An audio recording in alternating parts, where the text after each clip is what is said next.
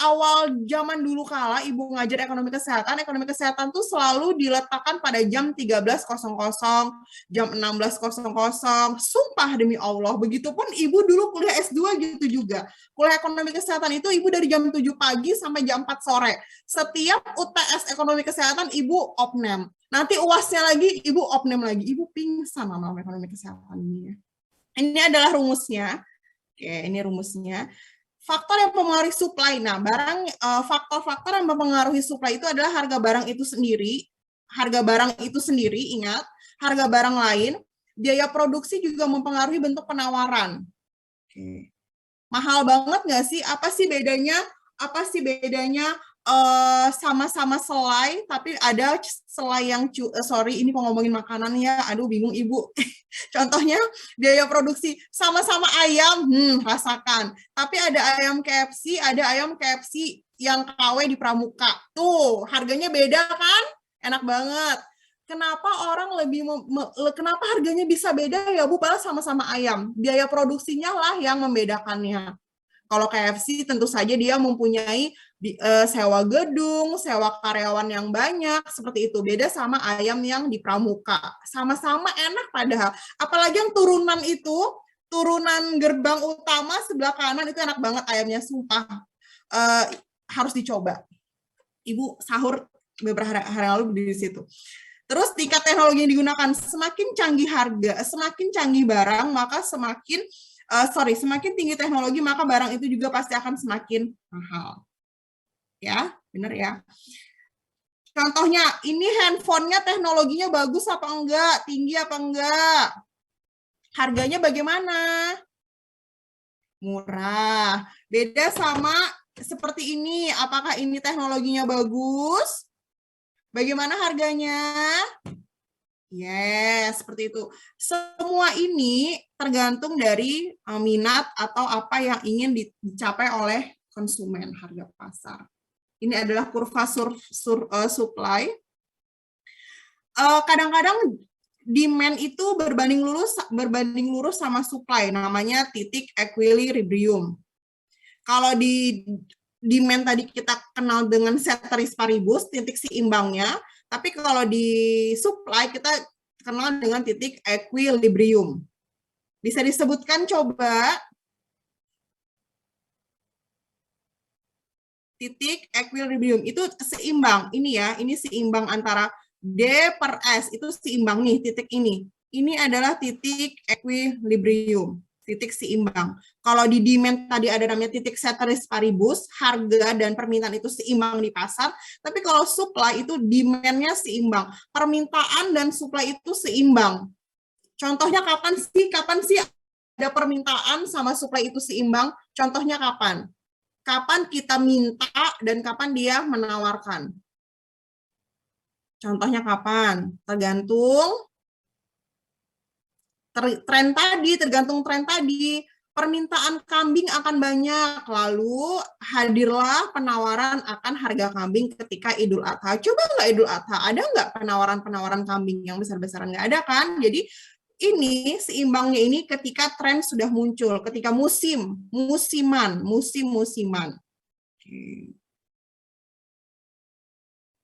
Oke, sudah. Bisa dibayangkan kenapa harus di Pramuka itu banyak anak kos. Nah, kenapa ada rumah kos yang banyak, kenapa warungnya murah-murah, kenapa warungnya murah dan bervariasi, karena seperti ini, karena tergantung permintaan ya. Seperti itu. Oke, lanjut.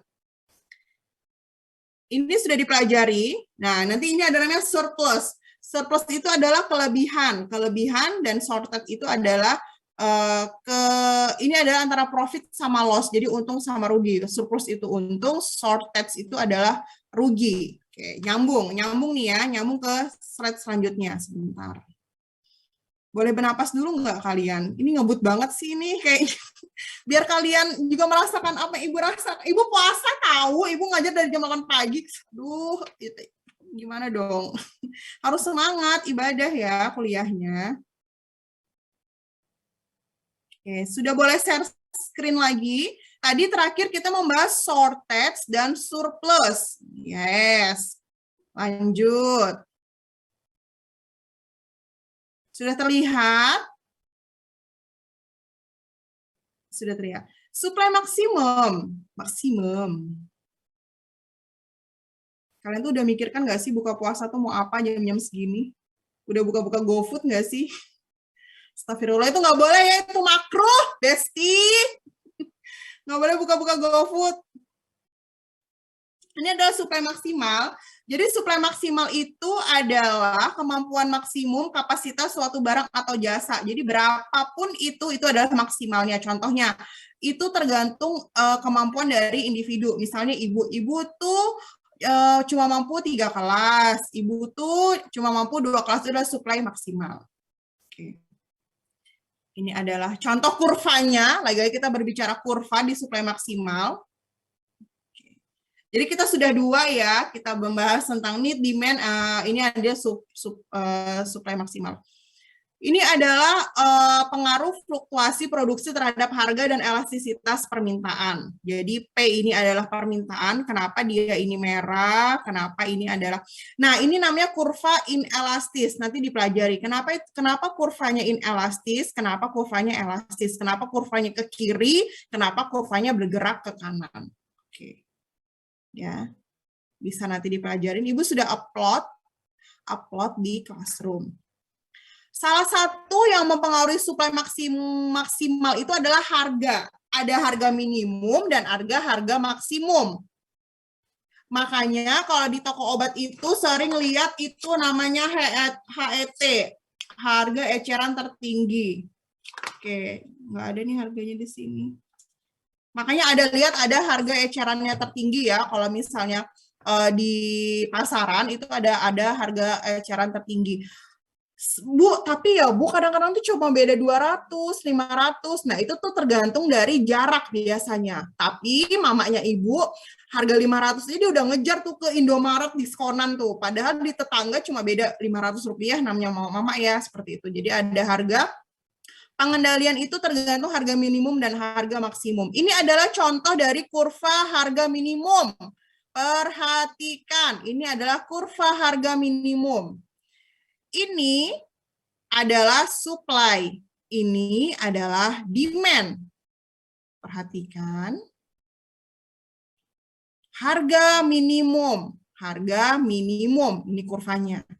Ada kurva demand dan ada kurva supply.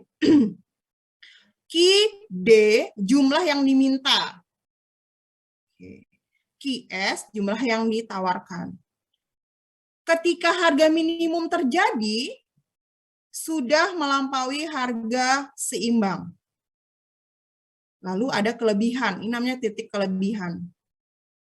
Berarti kalau sudah logikanya, jika terjadi kelebihan, berarti seluruh permintaan terpenuhi, seluruh penawaran terpenuhi, D per S, supply-nya terpenuhi, demand-nya terpenuhi.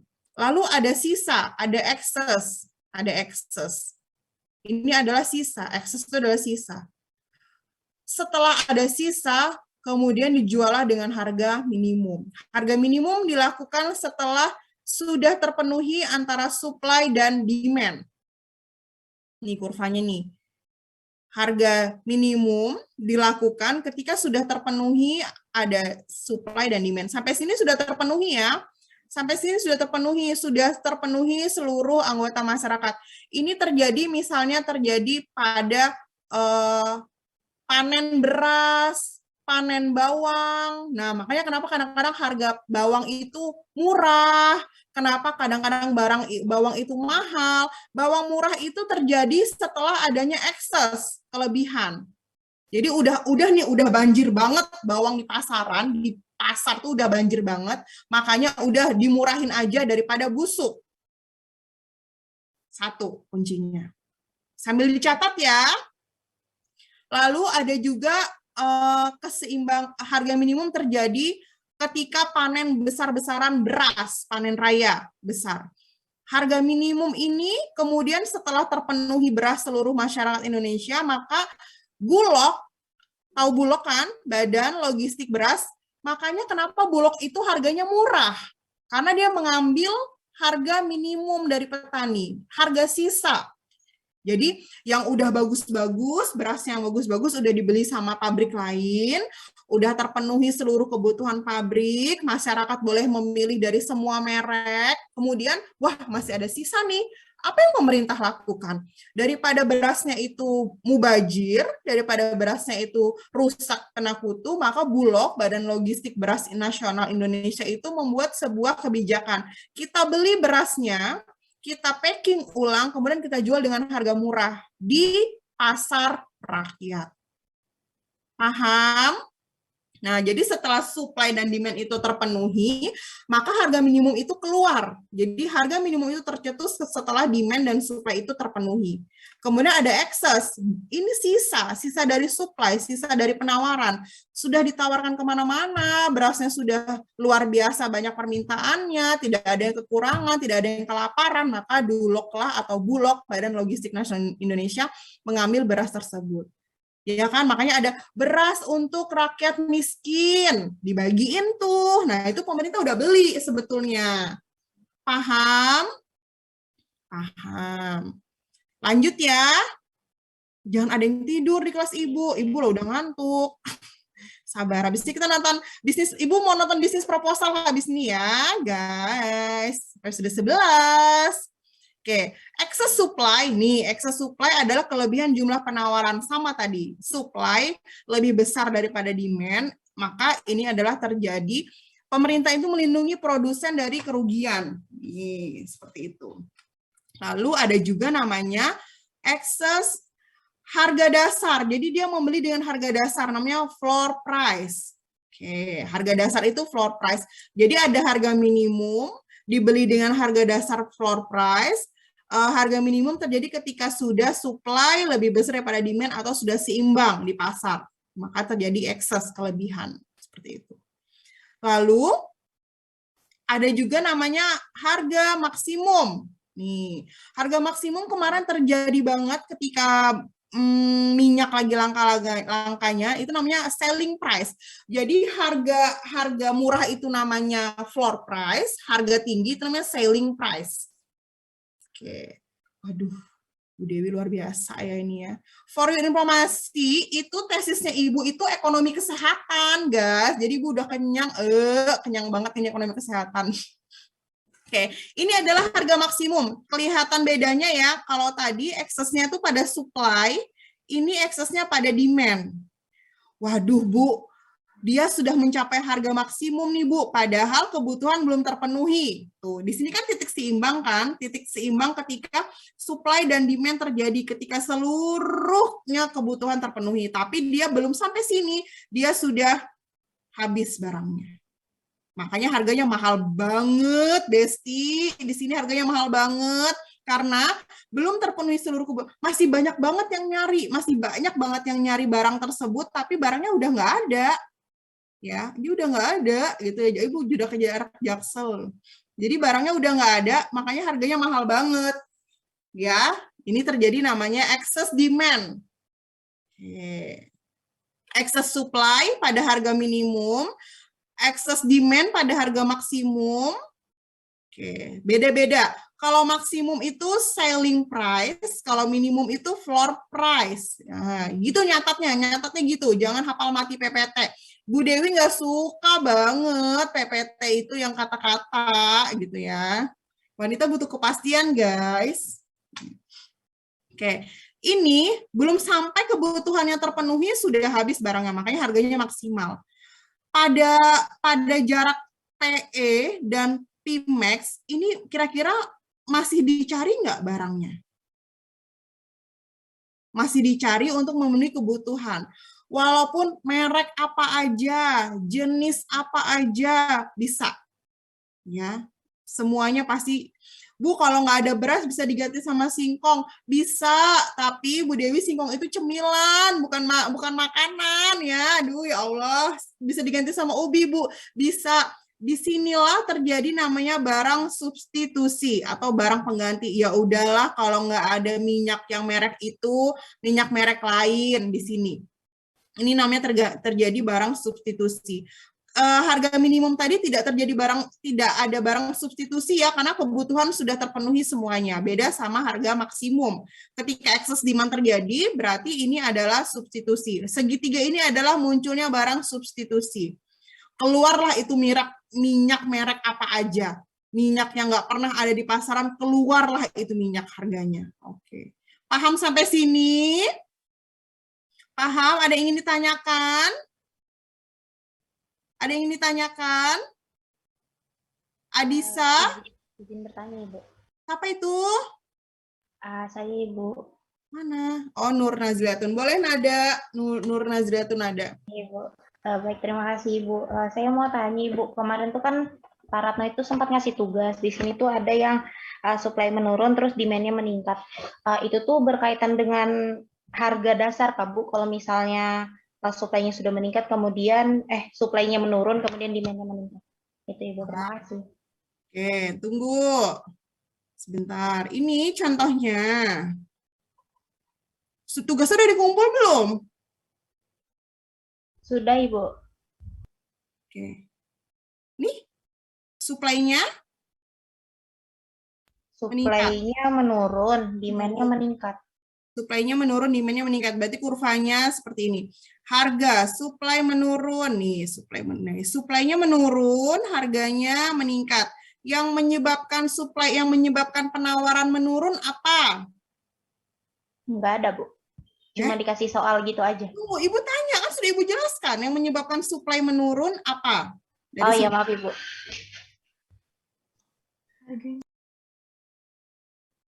Supply menurun diakibatkan, kenapa sih permintaan kita menurun? Gini contohnya ya, contohnya gini. Pada suatu hari, supply meningkat itu karena tren, tadi Ibu bilang kan, karena Idul Adha, Idul Fitri, puasa. Terus supply menurun karena kebutuhan? Karena kebutuhan sudah terpenuhi. Terus apalagi? Kalian jawab apa tugasnya?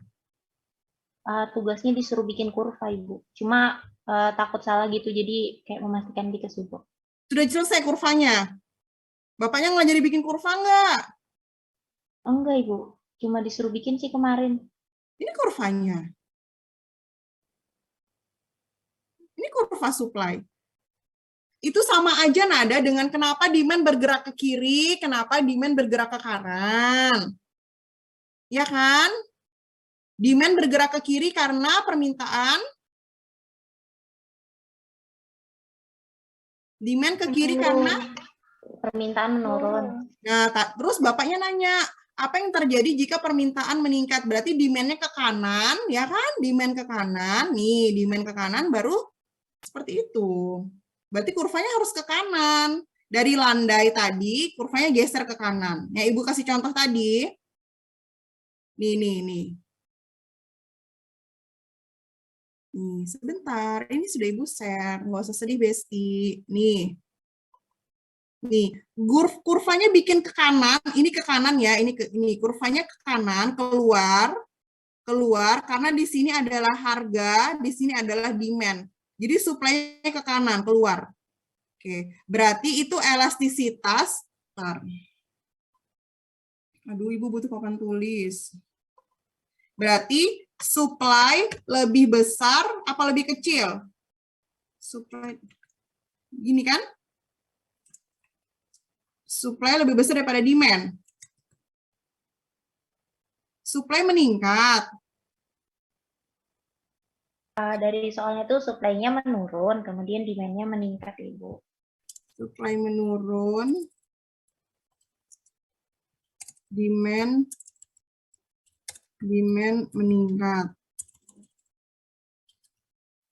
Berarti supply lebih kecil daripada demand. Ya kan? Benar nggak? Supply lebih kecil daripada demand. Berarti penawarannya, contohnya, dia mintanya 500. Tapi kebutuhannya 1000.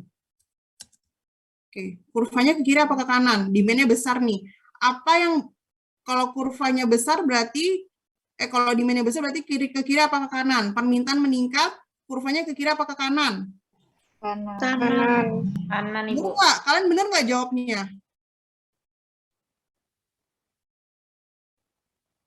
Coba kalian gambar kurvanya gimana? Iya, itu namanya kurv. Bagus bagus, nggak apa-apa, udah terlanjur pintar, nanti UAS sama ibu yang bagus ya nilainya ya. Ibu kasih tugas deh habis ini. Oke, gitu ya jawabnya ya. Duh, Nada ini mengganggu acara ibu, menjelaskan aja dianya. Tapi nanti ibu kasih kok. Oke, sampai mana tadi? Oke, sampai mana tadi? Oke, ini adalah excess ya. Nih, jadi supply-nya meningkat, supply-nya menurun, demand-nya meningkat. Itu berarti harganya murah apa harganya maksimum apa minimum? Supply-nya meningkat. Harganya minimum apa maksimum?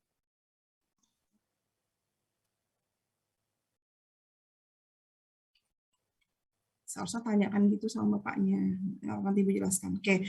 Selain harga minimum dan harga maksimum, di pasar juga dipengaruhi oleh oleh black market. Jadi black market ini adalah yang mengganggu proses di pasar. Jadi ketika sudah ada harga yang bagus, harga minimum sudah launching, harga maksimum sudah launching, kemudian diganggu oleh pasar gelap, black market. Ya kan?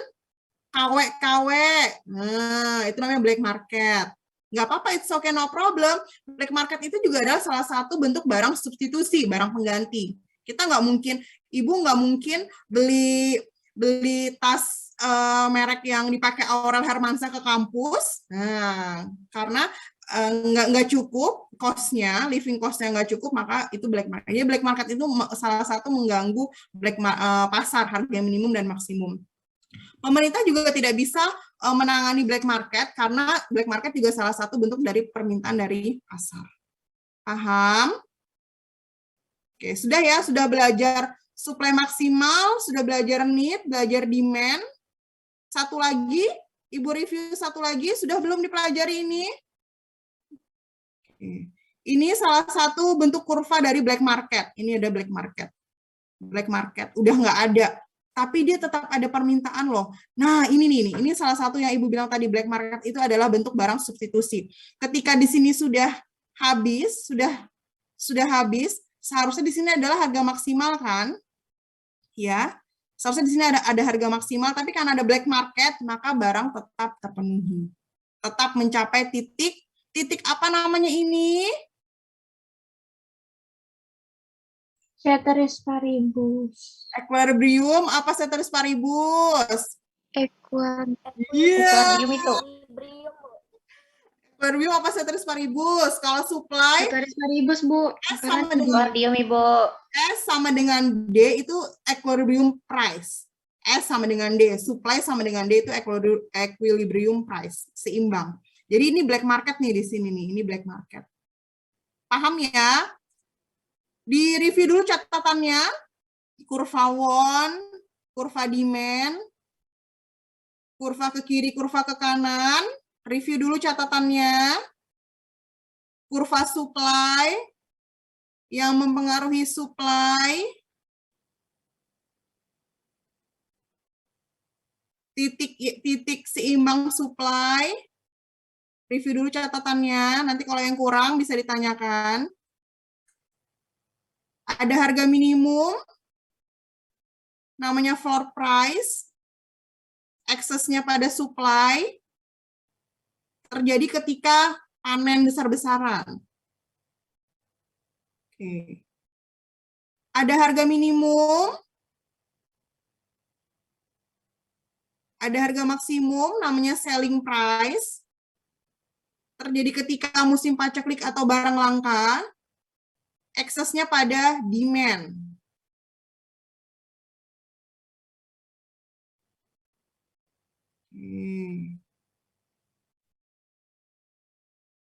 Lanjut. Ada namanya black market. Black market adalah salah satu penghancur harga minimum dan harga maksimum, tapi dia bisa digunakan sebagai barang substitusi. Barang substitusi adalah barang pengganti ketika kebutuhan sudah tidak bisa dipenuhi. Oke, hal-hal yang mempengaruhi supply ada tren, teknologi, harga barang itu sendiri, harga produksi, dan lain-lain. Pinter, dicatat ya. Anissa Aulia Rahayu, apa kabar? Ibu. Oke, sudah selesai catatannya? Iya, Ibu. Boleh dilanjut? Kita sampai berbuka puasa ya. Oke, ini adalah supply maksimal. Nih, supply maksimal itu harus dihitung. Perhatikan lagi, kita mau menghitung, Ibu ada rumusnya. Tarik napas dulu, jangan ada yang pingsan. Perhitungan supply maksimal. Tadi di awal, supply maksimal itu adalah kita harus mengetahui seberapa maksimalnya kemampuan seseorang atau barang atau jasa itu bekerja. Satu. Hal-hal yang mempengaruhi supply maksimal itu ada hal-hal yang mempengaruhi supply maksimal itu ada sumber daya yang dimiliki, lama waktu pelayanan. Jadi ada dua hal-hal yang mempengaruhi supply maksimal. Hal-hal yang mempengaruhi supply maksimal adalah waktu yang tersedia dalam periode, waktu yang dibutuhkan, dan jumlah sumber daya. Contohnya ya. Mana sih soalnya yang mudah aja? Nih, soalnya yang mudah nih. Bentar. Oh, ini aja. Sudah terlihat? Kita menghitung suplai maksimal dari rawat jalan poligigi. Di Puskesmas X, lama pelayanan poligigi rata-rata 50 menit per pasien dengan jumlah dentist chair sebanyak 3 unit. Jam buka layanan dari pukul 8 sampai 13 atau 5 jam. Maka perhitungkanlah suplai maksimal berikut. Oke. Yang pertama kita harus mengetahui identifikasi sumber daya. Material, mesin, market, teknologi, time, informasi. Ini harus kita list dulu. Ada berapa jumlah dokter gigi di dalam puskesmas? Dokter giginya 1, staf adminnya 1. Terus ada punya 1 dentist chair. Oke, lalu dihitung. Seperti ini. Catat dulu rumusnya. Ibu mau kalian catat rumusnya, suplai maksimal sama dengan lama waktu yang tersedia. Lama waktu yang tersedia per lama waktu per pasien. Ini rumusnya catat dulu, dicatat dulu rumusnya. Lama waktu yang tersedia dibagi lama waktu pelayanan per pasien dikali jumlah alat dan nakes.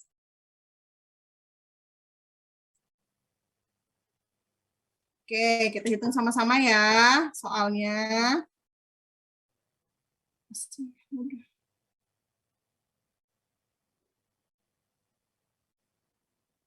Oke, tarik Ibu ambil kertas dulu.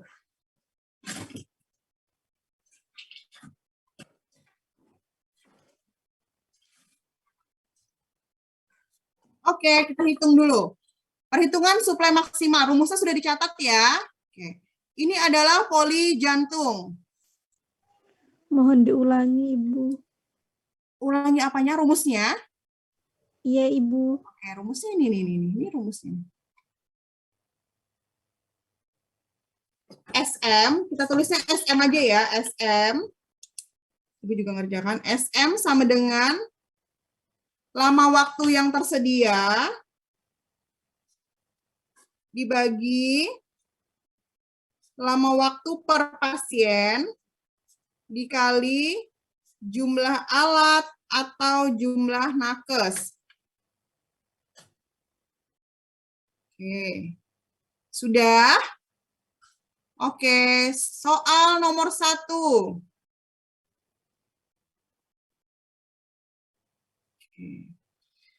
Ini adalah sebuah poli, skenario ya, tulis dulu rumusnya.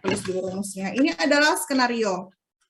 Di poli jantung memiliki 6 orang orang karyawan. Oke. Tulis dulu, diketahui, tulis dulu di sampingnya, diketahui poli jantung memiliki SDM sama dengan 6. Oke, sudah. Tulis aja, tulis. Gini. SDM sama dengan 6. Biasa aja tulisnya SDM sama dengan 6. Oke. Ini ya, tulis gini. Poli jantung SDM sama dengan 6. Terus apa lagi yang kalian ketahui? Masin sama dengan 2. Masin atau alat ya. Ini atau alat. Sama dengan 2. Oke. Jam buka sama dengan 8 jam.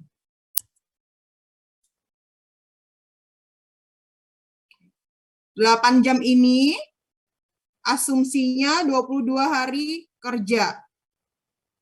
Oke.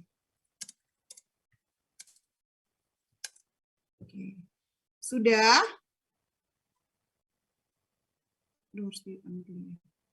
Sudah ditulis? Sudah, Anissa? Sudah. Sudah, Ibu. Lalu, ya. Lama waktu pelayanan 20 menit per pasien. Tambahkan bawahnya. Tambahkan di sini. Jam buka 8 jam. Terus waktu per pasien sama dengan 20 menit. Oke. Tambahkan bawah ini ya. Jadi diketahui poli jantung memiliki SDM-nya 6, alatnya 2, jam bukanya 8 jam per 22 hari kerja. Waktu per pasiennya 20 menit. Oke, sudah. Sumber daya yang paling dominannya apa? Poli jantung tidak bisa bekerja tanpa dokter dan alat. Oke ya. Tulis lagi di bawahnya. Sumber daya yang paling dominan. Sumber daya dominan. Tadi kan di atasnya tuh SDM aja. Di bawahnya dominan yaitu dokter dan alat. Jadi yang diketahui SDM, alat, jam buka, waktu per pasien, dan sumber daya dominan. 1, 2, 3, 4. 5 yang diketahui. Jadi diketahui poli jantung memiliki SDM 6, alatnya 2, jam buka 8 jam per 22 hari, waktu per pasien 20 menit, sumber daya yang dominan adalah dokter dan alat. Sudah. Jawab, masukkan ke dalam rumus. Masukkan ke dalam rumus. Masukkan dulu dalam rumus. Yang dirubah itu adalah waktunya dulu. Waktunya 8 jam dikali 22 per hari dikali 60. Berarti satuannya diganti jam dulu. Ya. Jadi dirubah dulu. 8 dikali 22 dikali 60. Dirubah dulu. Jadi yang pertama kali dilakukan adalah merubah satuan dari jam dari 8 jam. Ini ya 8 kali 22 itu ini 8 jam. 22 hari kerja dikali 60 menit. Sama dengan 10.560. Oke, sudah. Oke. Lalu, ingat, satu dokter itu menggunakan satu alat. Ya. Ada berapa dokter? 6, Ibu. 6. Alatnya berapa? 2. Berarti yang dihitung itu adalah 2 untuk jawaban perkalinya. Karena nggak mungkin 6 dokter gantian pakai alat, nggak mungkin dalam satu waktu ya. Paham? Paham ya? Kenapa bisa jadi 2? Karena alatnya 2, dokternya 6. Berarti hanya 2 dokter yang bisa menggunakan 2 alat. Jadi tergantung alatnya. Misalnya dokternya 6, alatnya 1. Berapa yang dihitung alatnya? 1. Dokternya 5, alatnya 7. Berarti berapa alatnya? 5. Nah, orang dokter bisa pakai 1 alat. Paham ya? Paham. Sudah dirubah satuannya, lalu dimasukkan ke dalam rumus. Rumusnya, waktu yang tersedia satu periode 10, 5, 60 ini hasil dari mana? 10, 5, 60 ini hasil dari 80 dikali 8 jam 60 dikali 22. 22 hari dikali 60 menit. hasil dari perubahan identifikasi waktu ya, jam buka. Lalu per 20 dapat dari mana? Jumlah pasien nih, Bu. Waktu per pasien, benar, waktu per pasien. 2 ini dapat dari mana? SDM dominan. Alas dan SDM. Oke, baru dikali. Hasilnya adalah 10, 5, 6 pasien per bulan. Jadi, poli jantung itu dengan 2 dokter, dengan 2 alat EKG, pelayanan per pasien 20 menit hanya bisa melayani 1056 pasien per bulan. Jika dia turun, maka dia tidak suplai maksimal. Ketika dia berlebihan, maka pasti akan ada yang burnout atau sakit. Paham? Paham. Lihat dulu di atas, benar nggak dia sebulannya 1000? Nih, padahal dia beraneka ragam kan, lebih dari 1000. Padahal di sini harus melayani hanya 1056 pasien per bulan saja, tapi faktanya jumlah kunjungannya beraneka ragam. Paham sampai sini? Boleh contoh soal 1 ya, Ibu ya? Boleh contoh soal 1 apa 5? 1, Ibu. 1. Oke, siap-siap dulu.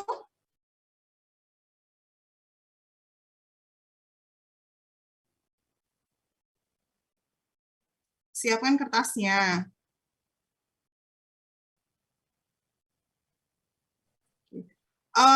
Poli umum.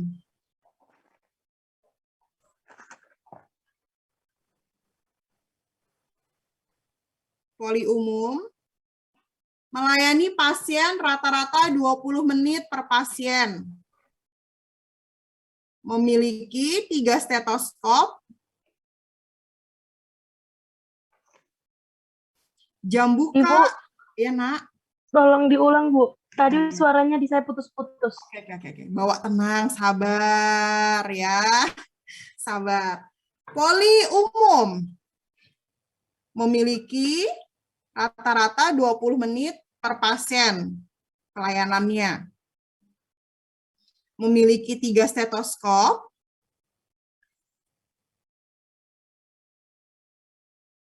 terdapat 2 dokter dan 2 perawat.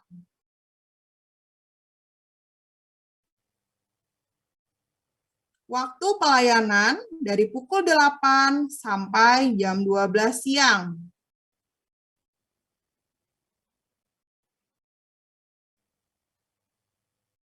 Oke. Hari aktif adalah 24 hari.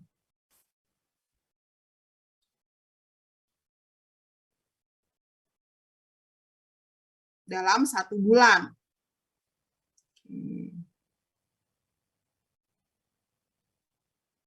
Hitunglah suplai maksimal dari poli tersebut.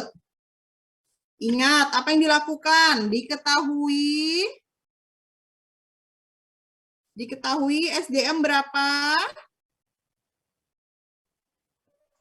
4, Ibu. 4, Ibu. Terus, 2 dokter, 2 perawat. Terus. Alatnya 3. Apa?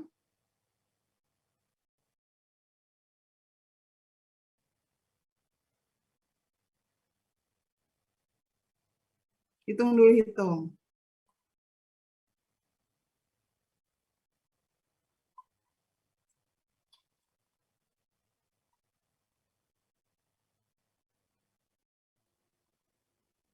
Izin menjawab, Ibu. 864 pasien, Kak, Bu. Berapa? Belum. Tunggu yang lain. Bukan 800 ya, coba hitung dulu, diketahui. Periodenya berapa? 526 pasien per bulan, Bu. Periodenya 500? 76 pasien per bulan. Iya, 576. Periodenya berapa? Berarti periodenya 4 dikali 4 dikali 24 dikali 60. kali 24 dikali 60. nah, sama dengan 5.760. 5.760. Oke. Per pasien 20 menit. 20 menit. Ya kan? Nakesnya alat yang paling dominan. 2. Kenapa bisa 2? Karena dokternya 2. Walaupun stetoskopnya Ada 3. nah, berarti 5.760 dibagi 20 20 dikali 2. yes, sama dengan 5. 76. Oke. Berarti dia sebulan harus melayani 576 pasien. Ditulis ya. Artinya dalam sebulan poli rawat jalan harus melayani 576 pasien per bulan dengan waktu pelayanan per pasien 20 menit dengan jam buka 4 jam per hari. Oke? Ditulis keterangan di bawahnya. Izin bertanya, Ibu. Boleh. Putri. Mengapa SDM dominannya hanya dokter dan alat dan perawatnya tidak masuk, Ibu? Karena yang pakai alat kan dokter, yang pakai stetoskopnya. Jadi kita itu fokusnya lebih kepada alat. Karena logikanya satu alat, satu dokter. Lebih efisiennya. Kan nggak mungkin tuh stetoskopnya dibagi-bagi atau dipinjamkan ke perawat-perawat pada saat pelayanan. Seperti itu. Jadi kita SDM yang paling dominan adalah dokter, karena dokter yang memeriksa pasien. Ini beda lagi kalau misalnya di radiologi. Beda lagi nanti supaya misalnya Samde, Amin, Ibu Doin sudah punya rumah sakit sendiri, nanti hitung. Kira-kira supaya rumah sakit saya tuh untung atau profit, kira-kira sebulan itu harus nerima berapa pasien sih supaya bisa gaji dokter, supaya bisa beli alat lagi, seperti itu. Gitu ya. Terima kasih, Bu. Oke, apa yang terjadi ketika jam pelayanannya atau jam bukanya kita tambah deh. Jadi jam bukanya kita ganti mungkin 8 jam. Coba diralat dulu. Berarti 8 kali 24 kali 60 sama dengan 11.520. 11.520. Berarti pasien per bulannya berapa? 1.152. Lebih tinggi ya. Artinya ketika jam pelayanan itu kita tambah, maka kita bisa mendapatkan pasien yang lebih banyak. Otomatis keuntungannya pun bisa lebih tinggi. Paham? Oke, sudah cukup soalnya? Cukup ya, ada yang tidak paham? Sudahlah satu aja, nggak usah banyak-banyak. Haus. Zafirin udah mau pingsan. Oke. Bagaimana yang lain? Apakah sudah bisa dipahami? Cukup? Mau satu lagi enggak? Satu lagi ya topiknya. Ibunya lo semangat kan? Lo nggak semangat. Satu lagi ya. Chat. 846. Oke.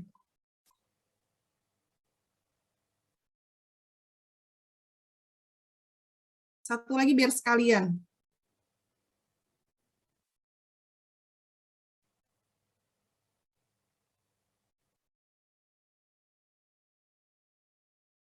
Soalnya satu paket. Udah terlihat? Sudah. Jadi kita tuh di dalam ekonomi kesehatan itu dasar-dasarnya tuh ada want, need, keinginan, want, need kebutuhan, demand permintaan, supply permintaan, penawaran, demand penawaran, supply permintaan, dan ada utility, nilai guna. Jadi 5 dasar ekonomi kesehatan mikro. Kita belajar ekonomi kesehatan mikro ya, bukan ekonomi kesehatan makro. Karena kita nggak belajar globalnya. Habis ini baru kita belajar globalnya. Jadi ada want, ada need, ada demand, ada supply, dan ada nilai guna. Nilai guna itu adalah nilai manfaat atau utility kita sebut. Sebentar, Ibu izin share screen. Oke. Nilai guna itu adalah manfaat atau kepuasan yang diperoleh oleh seseorang saat mengkonsumsi produk tertentu pada periode tertentu.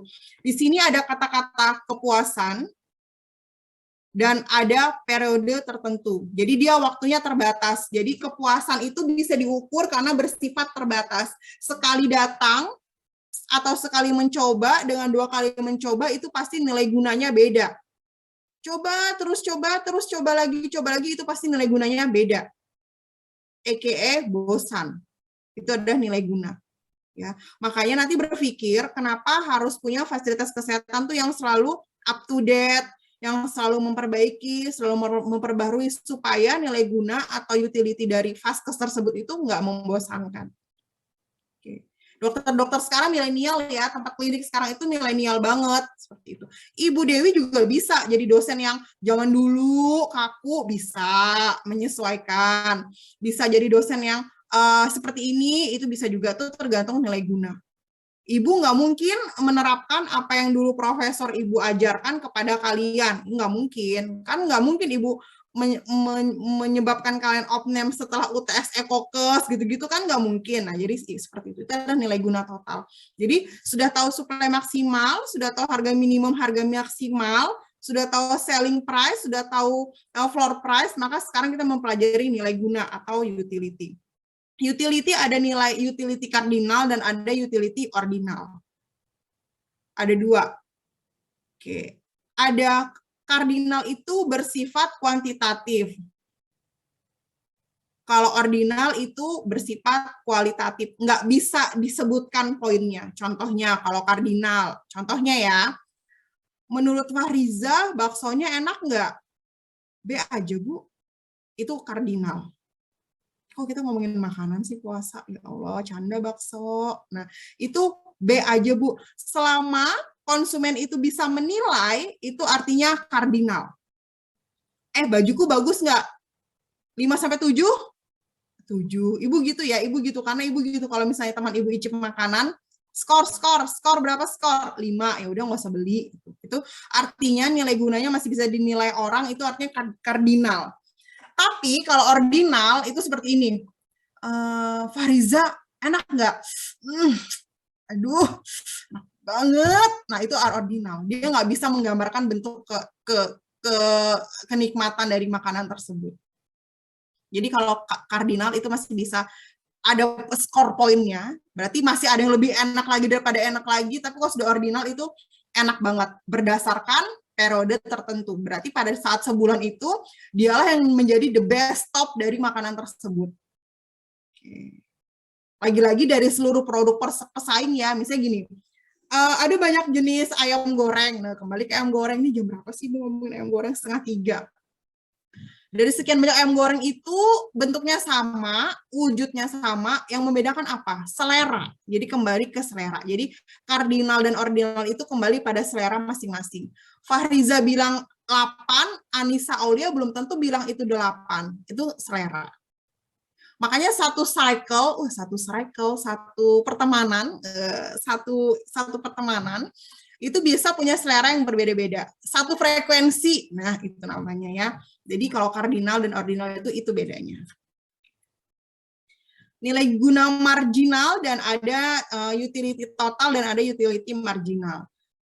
Marginal itu adalah jumlah perubahan atau pengurangan tingkat kepuasan sebagai akibat dari penambahan konsumsi satu unit produk yang sama. Contoh, marginal itu seperti ini. Tahu apa sih minuman kopi yang paling hits saat ini? Janji Jiwa ya, misalnya Janji Jiwa. Seminggu si Andi Jakir Janji Jiwa terus minumnya. Tiba-tiba datanglah si Juhri ke kosnya membawa kopi Lain Hati. Nah, tiba-tiba rusaklah nilai dari kopi Janji Jiwa itu akibat diracuni oleh Juhri. Karena produknya sama, tapi ada nilai yang berbeda yang dirasakan oleh Jakir. Jakir, kamu puasa enggak Jakir? Jadi gitu ya, itu adalah nilai guna dari marginal. Jadi kita tuh suka banget tiba-tiba rusaklah rasa kita akan nilai guna tersebut karena sudah ada produk pesaingnya yang harganya sama, jenisnya sama, tapi entah kenapa seleranya bisa berubah. Nggak istiqomah tuh si Jakir, ya nggak istiqomah tuh. Contohnya, Ibu Dewi ya, Ibu Dewi tuh nggak bosan banget kalau makan Indomie. Kita bahas Indomie lagi di tengah puasa. Ibu Dewi nggak bahkan pernah bosan bahas Indomie, merek Indomie kaldu ayam. Dari zaman dulu kala sampai sekarang itu kaldu ayam.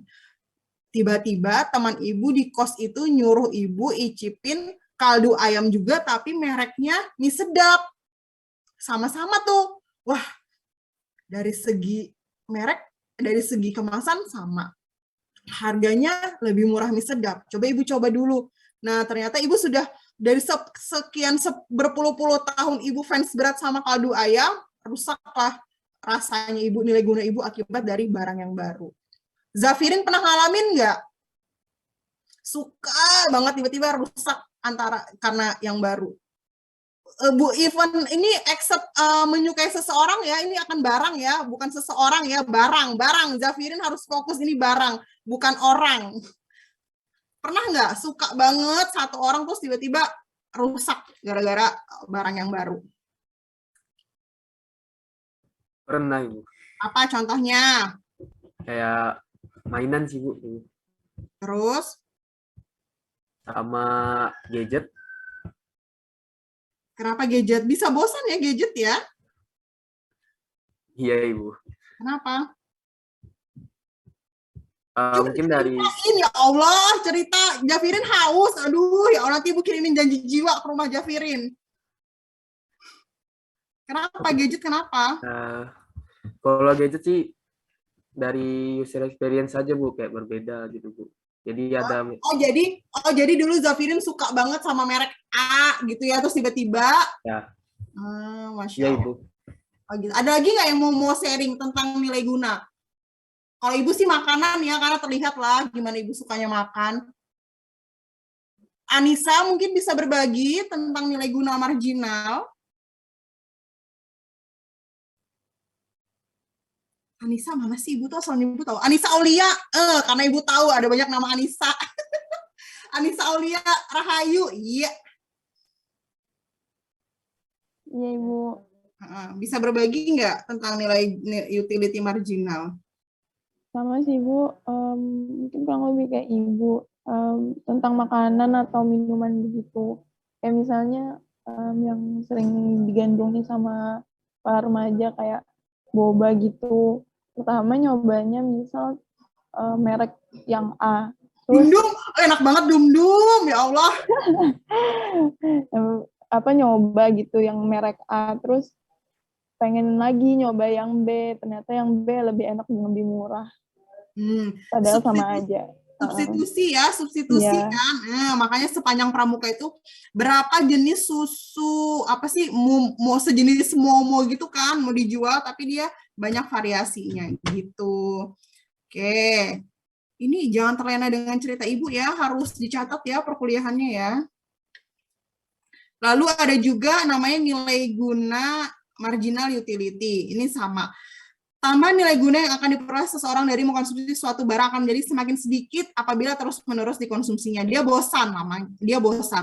Utility punya hukum. Nih namanya hukum. Jadi ada hukum demand, ada hukum supply, ada hukum utility, ada 3 hukum. Oke, artinya tingkat kepuasan seseorang selalu menurun pada saat mengkonsumsi suatu produk yang sama secara terus-menerus. Kan, jadi kalau hukum demand, semakin tinggi harga barang, semakin sedikit permintaan. Hukum supply, semakin mahal harga, semakin tinggi supply-nya. Hukum utility, kurvanya menurun atau nilai gunanya menurun ketika konsumsinya meningkat. Jadi ada 3 bentuk kurva. Seperti ini. Ketika kita awal tuh kita suka banget kan. Nah, nilainya tuh aduh berapa ini 100, sumpah ini enak banget. Kita terus menerus.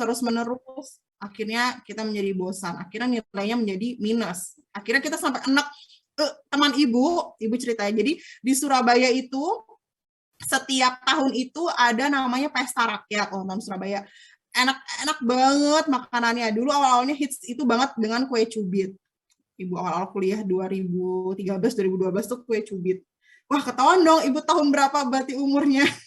Jadi teman ibu itu almost every day kue cubit, terus kue cubit. Sampai akhirnya dia di opname gara-gara kue cubit. Karena dia nggak makan itu sama sekali, dia nggak makan nasi, dia hanya makan kue cubit. Akhirnya dia di opname karena tipes. Kan kue cubit kan nggak masak banget kan tepungnya, jadi dia di opname. Kata dokternya, mengkonsumsi apa seminggu ini? Kue cubit, nggak makan nasi dong, dia konsumsi kue cubit, akhirnya dia opname, akhirnya dia bersumpah seumur hidup aku nggak akan pernah makan lagi namanya kue cubit, karena gara-gara kue cubit dia di opname. Nah itu karena terus-menerus mengkonsumsi. Ya makanya di agama ibu dilarang banget ngepens berat, dilarang banget sayang banget, dilarang banget suka banget, itu nggak boleh.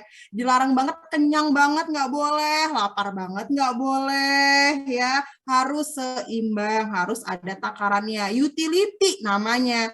Jadi supaya produk itu bermanfaat, maka konsumsilah dengan sebaik-baiknya. Ada takarannya, berlebihan nggak boleh, kekurangan juga nggak boleh.